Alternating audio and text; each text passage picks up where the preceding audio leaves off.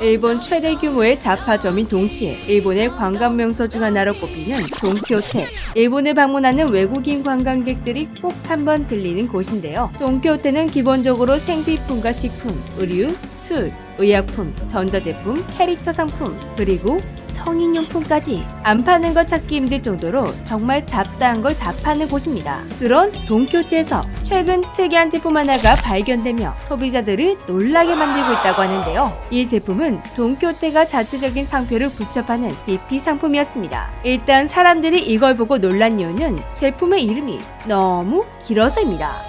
韓国海苔を本気で日本の職人が真心を込めて作ったら本場を超えるくらい美味しくできました。 이걸 해석하면 한 번 더 놀랄만한 내용이 나오는데요. 한국 김을 일본 장인이 진심으로 만들었더니 원조를 뛰어넘을 정도로 맛있어졌다. 처음 보면 웃기기도 하지만 곱씹어 볼수록 참 묘한 내용의 문장이었습니다. 일본은 늘 김의 원조 이미지를 내세웠습니다. 그런데 지금 외국인들이 정말 많이 방문하는 자국 매장 한복판에서 한국 김을 전면에 내세운 상품을 팔고 있는 것입니다. 더 흥미로운 건 이 제품의 정체였습니다. 겉에는 메이드 인 재팬 이게 강조되어 있지만 영어 표기는 코리안 시위드입니다. 그리고 이 김은 진짜 한국과 연관이 깊은 김이었는데요. 원재료가 한국 원초였습니다. 일본도 오래전부터 김 양식을 하고 김을 생산해온 국가입니다. 그런데도 이 김은 한국 김의 원초를 수입해서 일본에서 가공해서 파는 그런 상품이었습니다. 제품도 살펴보면 기존에 팔고 있는 일본의 조미김처럼 빡빡하고 두꺼운 게 아니라 한국 조미김처럼 얇고 바삭하게 만들었습니다. 즉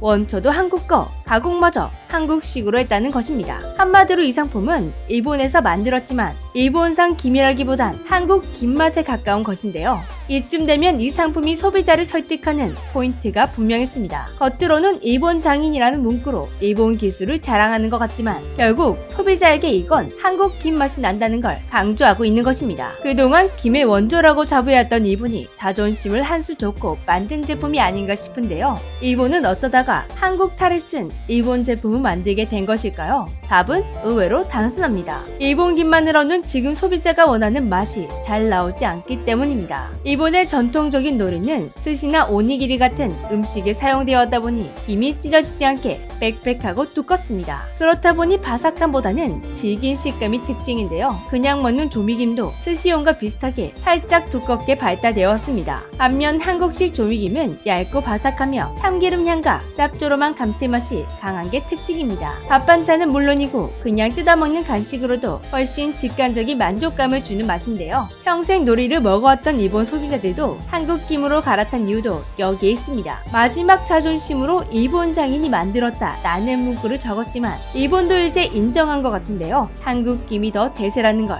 그리고 여기서 더 재미있는 건 이 김에 대한 평가였습니다. 상표명은 한국 김을 일본 장인이 진심으로 만들었더니 원조를 뛰어넘을 정도로 맛있어졌다 이지만 먹어본 사람들에게 한국 시중기보다 약간 아래 라는 평가를 받았다고 합니다. 원조를 뛰어넘을 정도로 맛있어졌다. 이건 너무 앞선 마음이 아니었나 싶네요. 그리고 이 BP 상품이 일본 시장에 등장했다는 건 아주 의미심장한 의미도 가진다고 하는데요. 일본이 더 이상 김 시장에서 자기 이야기만으로는 승부하기 어렵다는 현실을 보여주는 그런 상품이라고 합니다. 과거에는 김을 일본 음식 문화의 일부로 설명하는 데 익숙했지만 지금 글로벌 시장에서 통하는 것은 조미김 중심의 한국식 소비 방식입니다. 미국, 동남아, 유럽은 물론 일본 현지에서도 맛있는 김의 기준이 한국식으로 굳어지고 있는 것입니다. 그러니 일본 유통업체 입장에서는 체면보다 판매가 중요해진 것입니다. 결국 가장 잘 팔릴 키워드를 고르게 되고 그 결과가 바로 돈키호테식 한국김 찬양용 상품이 탄생하게 된 것입니다.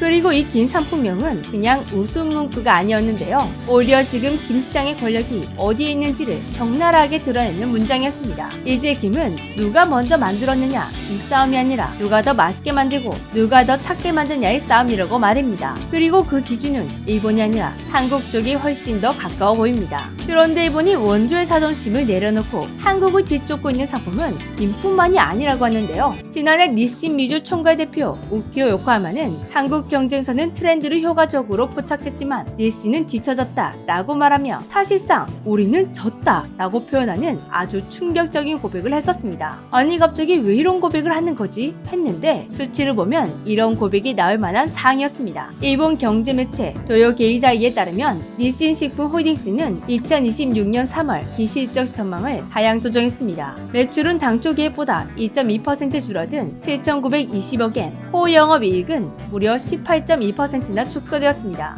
그 핵심 원인은 주력 산업인 즉석면의 부진, 특히 미국 시장에서의 고전이었습니다. 2024년 하반기부터 판매가 부진해지더니 2025년 상반기 판매량은 전년 대비 10% 이상 감소했다고 합니다. 특히 대량 판매를 책임지던 저가형 기본 제품군이 크게 흔들리며 미주 지역 호 영업이익이 전년 대비 51%나 급감하는 타격을 입었다고 합니다. 여기서 니신을 더 절망하게 만든 사실은 미국 라면 시장 자체는 굉장히 호황이었다는 것인데요. 유로모니터 자료에 따르면 미국 내 즉석라면 소매 판매량은 2016년 약 28만 톤에서 2025년 약 52만 톤으로 크게 증가했다고 합니다. 분명 시장은 커지고 있는데 특정 제품, 니신의 수요만 줄어드는 정말 이례적인 상황이 벌어진 것입니다. 그리고 이 호황인 미주 라면 시장의 주인공이 된 건 한국 라면이었습니다. 망해가는 시장도 아니고 잘나가는 시장에서 시장을 빼앗기고 있으니 니신 내부에서도 우리는 뒤처졌다 라는 자기 반성이 나온 것입니다. 그래서 지금 니신은 정말 과거에는 상상도 못했던 일들을 벌리며 이 위기를 극복하려 하고 있는데요. 그 전략이란 게 바로 한국 라면 흉내내기였습니다.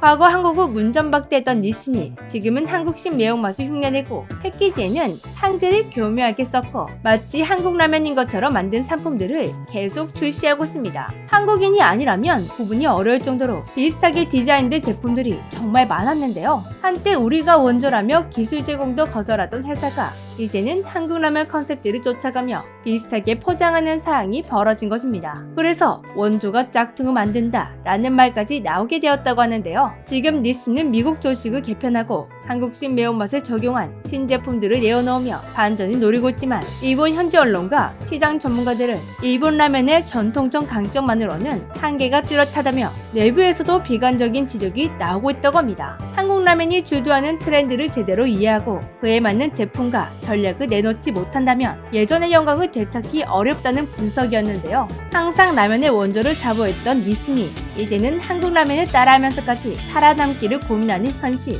니신이 자존심을 내려놓고 우리가 뒤처졌다 라고 인정한 이유는 더 이상 우리가 원조다 라는 말만으로는 소비자를 설득할 수 없는 시대가 되었기 때문입니다.